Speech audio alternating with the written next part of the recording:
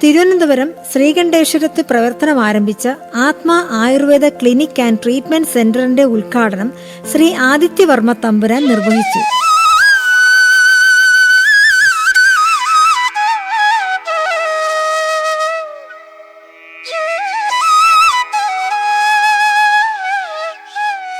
വിശിഷ്ട അതിഥികളായി മുകേഷ് എം നായർ, അഭിലാഷ് പിള്ളൈ, ഹരി പത്തനാപുരം എന്നിവർ പങ്കെടുത്തു. പ്രകൃതി ചികിത്സ മുതൽ യോഗ തെറാപ്പി വരെയുള്ള ചികിത്സാ സൗകര്യങ്ങളാണ് ഇവിടെയുള്ളത്. ശ്രീകണ്ഠേശ്വരത്ത് തുടക്കമിട്ട സെന്ററിന്റെ ഉദ്ഘാടനത്തിന് നിരവധി പേർ പങ്കെടുത്തു. ഇന്നത്തെ കാലത്ത് ഇപ്പോൾ ഏറ്റവും കൂടുതലായിട്ട് വരുന്ന പുതിയ രോഗമാണ്.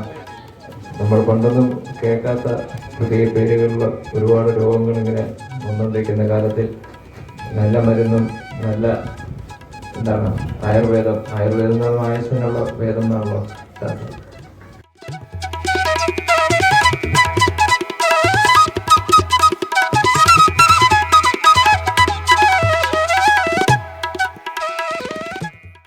ഇന്ന് ഉദ്ഘാടനം ചെയ്യപ്പെട്ട ആത്മ എല്ലാവിധ ഭാവുകങ്ങളും നേരുകയാണ്.